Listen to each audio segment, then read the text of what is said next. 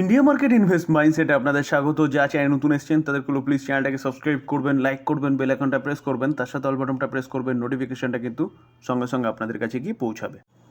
আবারও কিন্তু আমরা এখন আরেকটা আইপিও নিয়ে কথা বলতে চলেছি, যেখানে আইপিও সম্বন্ধে ডিটেলস আলোচনা করব। কোম্পানি কাজ কী করে, কবে থেকে লিস্ট হবে, কবে থেকে বিড ওপেন হবে, কত পর্যন্ত আপনি বিড করতে পারবেন, কোন তারিখ পর্যন্ত, কবে অ্যালটমেন্টটা জানতে পারবেন, ডিটেলসটা নিয়ে আলোচনা করব। শুধু একটু ধৈর্য সহকারে দেখতে হবে, তাহলে কিন্তু ডিটেলসটা জানতে পারবেন। যেখানে কিন্তু ভালো একটা গ্রে মার্কেট প্রিমিয়ামও দেখা যাচ্ছে। কিছুদিন আগে কিন্তু আমরা বাজাজ হাউজিং ফাইন্যান্স আইপিও নিয়ে কথা বলেছিলাম, যেটা আইপিও বিড শেষ, অ্যালটমেন্টের কে কে পাবেন সেটাও জেনে গেছেন।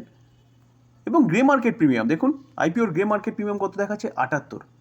গ্রে মার্কেট প্রিমিয়াম কিন্তু 100%-এর উপরে দেখাচ্ছে, 112%, 15% মতন কিন্তু দেখাচ্ছে, যেখানে ফ্লোর প্রাইস 70। তো স্যার ফাটাফাটি আইপিও, যেখানে 7 দিনে পয়সা ডবল বানিয়ে দিয়েছে। তো যারা বিড করেছেন তারা কিন্তু এখন শুধু সোমবারের অপেক্ষায় যে লিস্ট হবে, কততে লিস্ট হবে। তো চলুন, যে আইপিও নিয়ে আজকে আমরা আলোচনা করতে চলেছি সেই আইপিওটা নিয়ে ডিটেলসটা দেখি। আইপিওটার নাম কি? আরকাদ ডেভেলপার লিমিটেড। কোম্পানিটা কাজ কি করে? কোম্পানিটা কিন্তু মূলত রিয়েল এস্টেট সেগমেন্টে কাজ করে। তো সেই জায়গায় দাঁড়িয়ে মেন এক্সট্রা যদি দেখলে দেখা যাবে মুম্বাই, মহারাষ্ট্রে কিন্তু কোম্পানিটা কাজ করে। তার পাশাপাশি কিন্তু আদার্স মেট্রো সিটিগুলোতেও কোম্পানিটা কাজ করে। কোম্পানিটার বিজনেস দুটো সেগমেন্টে কিন্তু ভাগ করা আছে, যেখানে প্রথম সেগমেন্টে দেখলে দেখা যাবে development, construction of residential building and land acquisition by the company. এবং তার পাশাপাশি যদি আরেকটা সেগমেন্ট দেখি, তাহলে দেখলে দেখা যাবে রিডেভেলপমেন্ট অফ এক্সিস্টিং বিল্ডিং, অর্থাৎ পুরনো বিল্ডিংকে তারা ডেভেলপমেন্ট করে নিয়ে সেই বিল্ডিংগুলো কিন্তু রেসিডেন্সিয়ালের উপযুক্ত করে। তো স্যার এখন যে রিয়েল এস্টেট কোম্পানিগুলো রয়েছে না, এগুলো কিন্তু ভালো করছে, কারণ গভর্নমেন্ট রেসিডেন্সিয়ালের কথা বলছে, হাউজিংয়ের কথা বলছে। তো এই কারণে দেখতে পারবেন যে যেসব কোম্পানিগুলো রিয়েল এস্টেট নিয়ে কাজ করে সেই সব কোম্পানিগুলো কিন্তু যথেষ্ট ভালো পারফরমেন্স করছে, কি ডিএলএফ বলুন, কি গোদরেজ প্রপার্টি বলুন। তো চলুন এবার আইপিওর ডিটেলসটা বোঝার চেষ্টা করি। এই আইপিওটা ওপেন হচ্ছে কবে থেকে? 16ই সেপ্টেম্বর 2024, অর্থাৎ সোমবার থেকে। চলবে কদিন? 19শে সেপ্টেম্বর 2024 পর্যন্ত। তো এই 3 দিনের মধ্যে কিন্তু আপনারা বিড করতে পারবেন, যারা আইপিওতে বিড করতে চান। ফেস ভ্যালু 10 আছে, প্রাইস ব্যান্ড 121 থেকে 128, তো 128টাকে ধরে চলুন।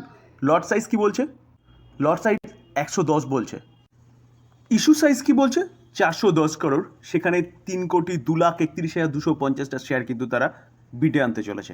এবং টোটালটাই দেখলে দেখাবে কিন্তু ফ্রেশ ইস্যু, অর্থাৎ এখানে কিন্তু ওএফএস নেই। অর্থাৎ কোম্পানি তার ওই আইপিওর মাধ্যমে টাকাটা তুলে কিন্তু তার বিজনেসেই লাগাতে চলেছে। ইতিমধ্যে আমরা জেনেছি যে 16ই সেপ্টেম্বর থেকে বিড চালু হবে এবং 19 তারিখে হচ্ছে বিড খতম হবে। তো স্যার তারপরে অ্যালটমেন্ট কিন্তু 20 তারিখে জানতে পারবেন, অর্থাৎ 20 তারিখে আপনারা জানতে পারবেন এই আইপিওটা আপনারা পাচ্ছেন কি না। যারা আইপিও পাবেন না তারা রিফান্ড পাবেন কবে? 23শে সেপ্টেম্বর। তো 23শে সেপ্টেম্বর যারা আইপিও পাবেন না তাদের ব্যাংকের অ্যাকাউন্টে কিন্তু টাকাটা হিট হয়ে যাবে। এবং ক্রেডিট ডিমেট অ্যাকাউন্টে যারা আইপিও পাবেন তাদের ডিমেট অ্যাকাউন্টে ক্রেডিট হবে কত তারিখে? 23শে সেপ্টেম্বর। এবং লিস্টিং ডেট হচ্ছে 24শে সেপ্টেম্বর, অর্থাৎ 24 তারিখে লিস্ট হবে। যারা আইপিও রেখে দিতে পারেন, আর যারা শুধু গ্রে মার্কেট প্রিমিয়ামের জন্য আইপিও বাই করেন তারা কিন্তু 24 তারিখে 10টার পরে আইপিও সেল করে দিয়ে গ্রে মার্কেট প্রিমিয়াম যা পাবেন নিয়ে নিতে পারেন। এবার কোন ক্যাটাগরির জন্য কীরকম রাখা হয়েছে অ্যালটমেন্ট? কিউআইবিদের জন্য অফার রাখা হয়েছে 50%, সরি। এবং রিটেল ইনভেস্টার অর্থাৎ আমাদের জন্য 35%, অনেকটা কিন্তু অ্যালটমেন্ট রাখা হয়েছে বা অফার রাখা হয়েছে। এবং এইচএনআই বা এনআইআই তাদের জন্য 15%। তো স্যার 35% কিন্তু রিটেলদের জন্য, এটা মাথায় রাখবেন, যেটা অনেকটাই বলা যেতে পারে। রিটেলদের জন্য একটা লট 110টা শেয়ার, 14,080। রিটেলরা ম্যাক্সিমাম 14টা লট কিনতে পারবেন এবং 1540টা শেয়ার বাই করতে পারবেন, যেটা 1,97,120 টাকা লাগবে। তার পাশাপাশি স্মল এইচএনআই মিনিমাম 15টা, যেখানে 1650টা, যেখানে 2,11,200 টাকা লাগবে। এবং স্মল এইচএনআই ম্যাক্সিমাম 71 লট, 7,180টা শেয়ার কিনতে পারবেন, 9,99,680 অ্যামাউন্ট লাগবে। এবং বিগ এইচএনআই 72টা, 7,920টা শেয়ার কিনতে পারবেন, 72 লট আর কি। এবং তার পাশাপাশি তাদের কত টাকা লাগবে? 10,13,700 60। দেখুন প্রি ইস্যু অর্থাৎ প্রোমোটার 85.58% স্টেক এখন হোল্ড করছে এবং সেখান থেকে কিন্তু তারা তাদের আইপিওর মাধ্যমে স্টেক সেল করতে চলেছে। আমরা যদি কোম্পানির ফাইন্যান্সিয়াল ব্যাকগ্রাউন্ড দেখি, অ্যাটলিস্ট লাস্ট 3 বছর 22, 23, 24 দেখলে দেখা যাবে রেভিনিউ কী বলছে। রেভিনিউ বলছে 237, 224, 635 রেভিনিউ কিন্তু বাড়ছে। এবং তার পাশাপাশি যদি আমরা প্রফিট আফটার ট্যাক্স দেখি অর্থাৎ প্রফিটটা দেখি, তাহলে দেখলে দেখা যাবে দেখুন 50 ছিল 2022-এ, 50, 84, 50, 77 সেটা 122.81 হয়েছে। তো প্রফিটও কিন্তু বেড়েছে। আমরা যদি return on capital, return on equity দেখলে দেখা যাবে কত রয়েছে 46.90, রিটার্ন অন ক্যাপিটাল এমপ্লয় 47.34, দুটো কিন্তু একদম ঠিকঠাক রয়েছে। ডেট টু ইকুইটি রেশিও কত আছে 0.1, এটা কিন্তু একদম পারফেক্ট রয়েছে। তার পাশাপাশি দেখলে দেখা যাবে ইপিএস কী বলছে, আর্নিং পার share, pre IPO 7.99, post IPO 6.61, দুটো ঠিকঠাক আছে বলতে পারেন। এবার চলুন আমরা দেখে নিই সবশেষে যে কী পেতে পারি আইপিও থেকে, অর্থাৎ কী জন্যে আমরা আইপিও বিট করব, অর্থাৎ গ্রে মার্কেট প্রিমিয়াম। তো গ্রে মার্কেট প্রিমিয়াম কী শো করছে? তো স্যার কোম্পানির গ্রে মার্কেট প্রিমিয়াম শো করছে কত 60 টুডে, আজকে 13 তারিখ, কালকের, কারণ 12 তারিখ 50 ছিল, সেটা কালকের ডেটা অনুযায়ী কিন্তু এখনও পর্যন্ত দেখাচ্ছে 60। তো ফ্লোর প্রাইস কী আছে 128, তাহলে অ্যাপ্রক্সিমেট বলতে পারেন এখনও পর্যন্ত কিন্তু 46% একটা গ্রে মার্কেট প্রিমিয়াম দেখা যায়, যেটা হেলদি বলা চলে। তো এখানে একটা প্রবলেম আছে স্যার, প্রবলেমটা কি সেটাও জানিয়ে রাখি। দেখুন গ্রে মার্কেট প্রিমিয়াম যদি এখান থেকে মার্কেট যদি খারাপ পারফরমেন্স করে, অর্থাৎ নিফটি সেন্সেক্স যদি খারাপ পারফরমেন্স করে, তাহলে কিন্তু এই গ্রে মার্কেট প্রিমিয়াম নিচে আসতে পারে, এটা মাথায় রাখবেন। কেন এই কথা বলছি স্যার? নেক্সট উইকে, এই উইক শেষ হতে চললো, নেক্সট উইকে 17 তারিখ থেকে 18 তারিখ একটা কিন্তু বড় ইভেন্ট হতে চলেছে, যেখানে 18 তারিখে আউটকাম আসতে চলেছে কি স্যার? এফওএমসির মিটিং। তো এফওএমসির মিটিংয়ে আমরা সবাই তাকিয়ে রয়েছি, যেটা ইউএসএ হয় এবং ফেড করে।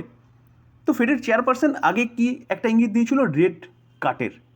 রেট কাট মিনস যে রেট কাট করলে মার্কেটে কী হবে, লোন সস্তা হবে, আর লোন সস্তা হলে মার্কেটে লিকুইডিটি বাড়বে।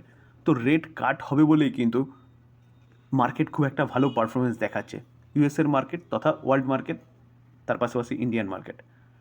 যদি রেট কাট হয় তাহলে তো খুবই ভালো কথা এই কোম্পানির জন্য, আর যদি রেট কাট না হয় তাহলে কিন্তু মার্কেট পড়তে পারে, আর মার্কেট পড়লে কিন্তু এই জিএমপি অর্থাৎ গ্রে মার্কেট প্রিমিয়াম যা দেখাচ্ছে সেটাও কিন্তু পড়তে পারে।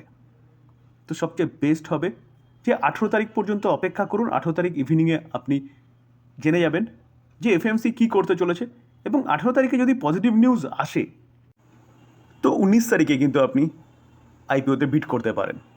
লাস্ট ডেট 19 তারিখ বিট করার। যদি পজিটিভ নিউজ আসে তাহলে গ্রে মার্কেট প্রিমিয়াম কিন্তু এখান থেকে আরও ভালো দেখাবে। তো সেই জায়গায় দাঁড়িয়ে সেফলিও হবে 19 তারিখে বিট করাটা। তো এটা মাথায় রাখবেন, এই স্ট্র্যাটেজি অ্যাপ্লাই করলে কিন্তু আপনার টাকাটাও সেফ থাকবে। তো আলোচনা এই পর্যন্তই। দেখুন আমি ডিসক্লেমার দিয়ে রাখি, কোনো বাই রেকমেন্ডেশন কিন্তু দিচ্ছি না বা বিট করুন সেটাও বলছি না। ভালো কোম্পানি, ভালো বিজনেস করছে, ভালো একটা গ্রে মার্কেট প্রিমিয়াম দেখাচ্ছে, তার জন্য ডিটেলসটা আলোচনা করলাম। এবার বাই করবেন কি করবেন না নিজের ডিসিশন।